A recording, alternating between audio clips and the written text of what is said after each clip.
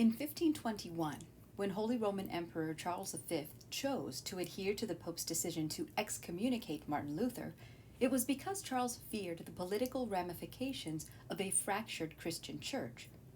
Turns out, Charles was right to be so concerned.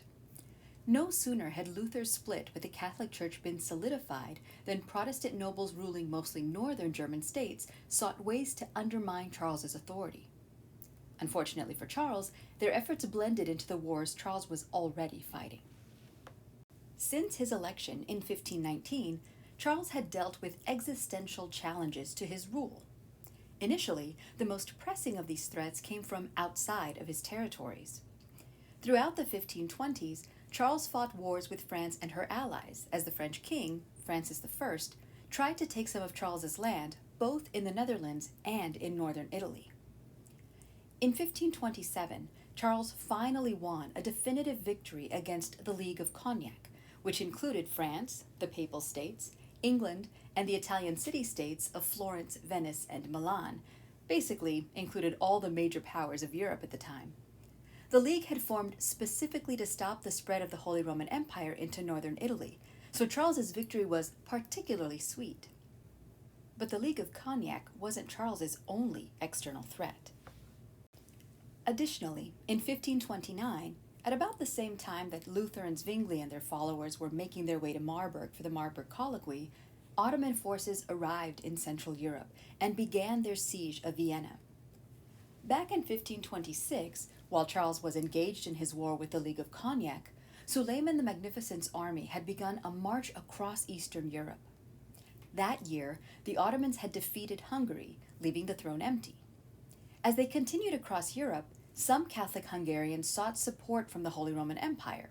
Accordingly, Charles's brother Ferdinand married King Louis of Hungary's widow and became the King of Hungary. This title would then enter the Habsburg family's long list of noble and royal titles. Other Hungarian nobles, however, feared the expansion of the Holy Roman Empire into Hungary, and they protested Ferdinand's coronation. Instead, they chose a Transylvanian noble, John, as their king. In exchange for recognition by the Ottomans, John agreed to rule Hungary as a vassal of the Ottoman Empire, and so the historical kingdom of Hungary split. As the Ottoman forces advanced toward Vienna, Charles appealed for military aid from the German princes of his empire, but it was not forthcoming. The Protestant German nobles essentially ignored the request. As a result, only areas directly under Charles's control, his patrimony, Spain, Bohemia, and his very German states, sent help to Vienna. The people of Vienna themselves fought under the leadership of a German mercenary hired to coordinate the city's defense. In the end, the defense's forces were able to repel several Ottoman attacks, and then unseasonably cold weather for early October, including rain and snowfall, forced the Ottoman army to retreat, and the continued bad weather, along with sporadic attacks by imperial forces, plagued the Ottomans until they returned to Transylvania. In 1530, with the Ottoman threat averted, Charles demanded that the protesting German nobles, the ones who hadn't sent troops against the Ottomans, explain their religious convictions, and by extension, why they hadn't sent soldiers. For followers of Luther, that explanatory document came to be known as the Augsburg Confession. This document includes 28 articles, of which 21 are theses, meaning positive statements about what Lutherans believe, and 7 are antitheses, negative statements which clarified their stance against perceived abuses by the Roman Catholic Church. So it was that the Augsburg Confession specifically addressed clerical hierarchy, with Lutherans saying that there was no hierarchy, that monastic vows were not needed, and that their clergy could marry. And then they also rejected 5 of the Catholic Church's 7 sacraments, outlining that Lutherans were keeping just 2, baptism and communion. Well, those German princes who signed on to the Augsburg Confession and then presented it to Charles also separately agreed to a military alliance, just in case Charles decided to make a move against them. This alliance was called the Schmalkaldic League. This league also, eventually, hoped to overthrow Charles and disband the Holy Roman Empire, thus giving each individual German prince more power. They began a revolt in the northern part of the Holy Roman Empire and acted together as a bloc during meetings of the imperial diet, thus hampering Charles's ability to employ diplomatic means to address various domestic and international situations. Charles responded essentially defensively in an effort to keep his empire together, but it wasn't easy, for the Ottoman threat loomed again. Even though imperial forces had defeated the Ottomans in 1529, Suleiman continued to involve himself in European politics. Down but not out, Suleiman lent support to Protestants throughout Europe as a way to further his own goals. Not only did he see his support of the Protestants as a way to hit back at Charles, but Suleiman also felt a genuine connection to Protestant Christians who, like Muslims, often spoke out against the depiction of God in art and whose worship revolved around prayer and biblical recitation, and often no music. Accordingly, Suleiman supported the Schmalkaldic League politically and sometimes monetarily, and he also supported other Protestant groups around Europe, particularly those in Habsburg lands.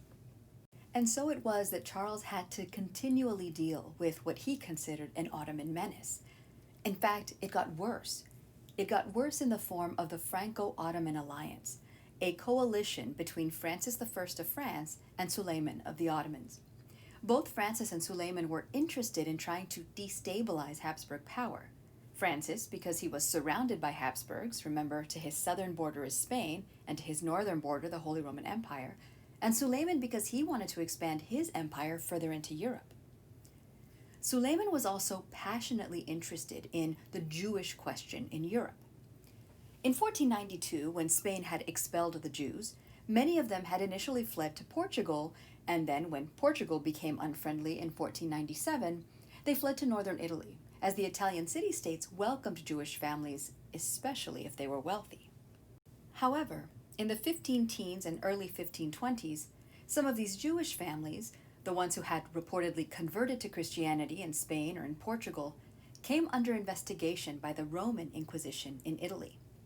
Some Jews were imprisoned for heresy.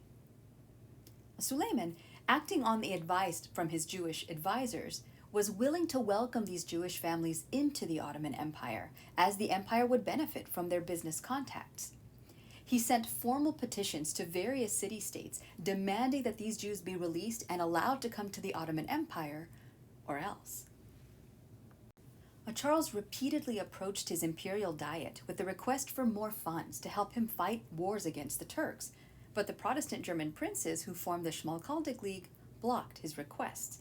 And since they saw Ottoman expansion as a check on the Habsburg power, they preferred to let the Ottomans do whatever they wanted. In 1541, Charles encouraged the papacy in its efforts to find compromise with Luther and his followers, hoping that the ensuing conference, the Regensburg Conference, might finally end fighting within the Holy Roman Empire. The discussions at the Regensburg Conference centered around the Augsburg Confession. Luther did not attend the conference, nor did the Pope, but each side sent representatives. The Catholic representative, Cardinal Contarini, sought to focus on the main point of contention between Lutherans and Catholics at the time. This was Article 4 of the Augsburg Confession, which dealt with the issue of salvation, of justification. Remember, the Lutherans believed that faith alone, sola fide, was what allowed you salvation. Catholics, however, believed that it was faith and good works that gave you that opportunity for salvation. So Contarini really felt that this was the heart of the matter. If he could craft a compromise for this issue, then he could bring together the Lutherans and Catholics once again. Well, Contarini drafted his compromise, which recognized the primacy of faith in salvation, but added that good works, and thus all of the sacraments, were important in maintaining God's grace in one life. This and other minor compromises were sent back to the Pope in Rome and to Luther so that they might approve them. However, both Luther and the Pope refused to do so, each insisting on other concessions before approving the Regensburg Articles, and so the meeting ultimately had no positive ending. Incidentally, in 1999, the Catholic Church and the Lutheran World Federation, the largest organization of Lutheran churches, issued a joint declaration on the doctrine of justification, which is, essentially, a rewriting of Contarini's Compromise of 1541. In 2006, the World Methodist Council also signed on to the agreement. This means that all of these denominations now agree on the method of justification in Christianity. It just took nearly 500 years to reach that agreement. The ultimate failure of the Regensburg Conference had dire consequences for Charles. In the 1540s, the Schmalkaldic League would redouble its efforts against Charles. Charles would win a decisive victory against the League at the Battle of Mulberg in 1547, and since the Catholic Counter-Reformation had begun 2 years prior, Charles stalled for time, hoping that the Council of Trent would develop some compromise. In the meantime, Charles made some concessions to Protestant princes in 1548. Sadly, Luther wasn't alive to see these concessions made. In 1546, he traveled to mediate a disagreement between two Reformed princes when he caught a chill and died. His last letter to Kate, written at this time, illustrated his uncertainty about the fate of the Reformation. "Who knows what God will do," he wrote. In 1552, despite their defeat 5 years before, the Protestant princes again rebelled, this time aided by the new French king, Henry II. Fortunately for Charles, the Ottomans didn't help at this time, since Suleiman was focused on his war with the Safavid Empire. Charles, now increasingly ill, delegated more and more fighting and day-to-day responsibility in Germany to his brother Ferdinand, who fought skirmishes against the Protestant princes. Finally, in September of 1555, Charles called the leaders of the Schmalkaldic League together to discuss peace at Augsburg. His brother Ferdinand negotiated the treaty's terms. The resulting Peace of Augsburg granted religious and political legitimacy to Lutherans in the Holy Roman Empire. There were 3 principles to the Peace of Augsburg, formally adopted on the 25th of September of 1555. With a simple guiding principle, cujus regio eius religio, whose realm, their religion, Charles was able to end the fighting which had plagued his empire since the start of the Protestant Reformation, since the start of his reign. This would become the most important principle of the peace. It meant that whoever ruled the territory set the state religion for that territory. The second principle was the ecclesiastic reservation, which stated that if the highest-ranking clergy member of a state changed his religion, the people of the state would not have to do so. The third principle, initially kept secret, was known as Ferdinand's Declaration, since Ferdinand, as chief negotiator of the peace, had inserted it into the treaty on his own authority. This principle declared that individual knights, noblemen, and some cities within various states were exempt from religious uniformity, if the Reformed theology had been practiced by them or in that city since the mid-1520s. Ferdinand's declaration effectively created cities where Lutherans and Catholics lived openly side by side. Now, this peace treaty wasn't perfect. Anyone who practiced any of the other Reformed theologies, most notably Calvinism and Anabaptism, were still considered heretics. The unwillingness of the main negotiators to make room for other Protestant faiths will eventually lead to renewed tensions in the 17th century. Just 1 month after the meeting at Augsburg, Charles was exhausted. He had suffered from epilepsy his entire life, and in his late 40s he had increasingly been suffering from gout, probably due to his meat-heavy diet. He was tired of fighting and tired of ruling, and he wanted to spend the rest of his life in quiet contemplation. So, he formally abdicated his multiple thrones. Charles divided his territories, giving his Spanish Empire to his son Philip, who was 28, and who had essentially been the regent of Spain since the 1540s, and he gave the Habsburg lands in Central Europe to his brother Ferdinand, who was 52. However, the imperial diet would not recognize Charles's abdication until May of 1558, so he remained, officially, the Holy Roman Emperor until then. Charles retired to the monastery of Yuste in Extremadura in Spain. He lived in a simple monk's cell, the walls of which were reportedly covered in clocks because he was fascinated by the mechanism. He maintained a lively correspondence with old friends and advisors, even though his health worsened. The last few years of his life, Charles's gout was so bad that he often had to be carried around the monastery on a litter. The monks at Yuste built special ramps so that he might walk the grounds on his own.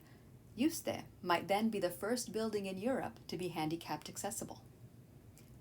Charles died almost exactly 3 years after the Peace of Augsburg, in September of 1558, from malaria.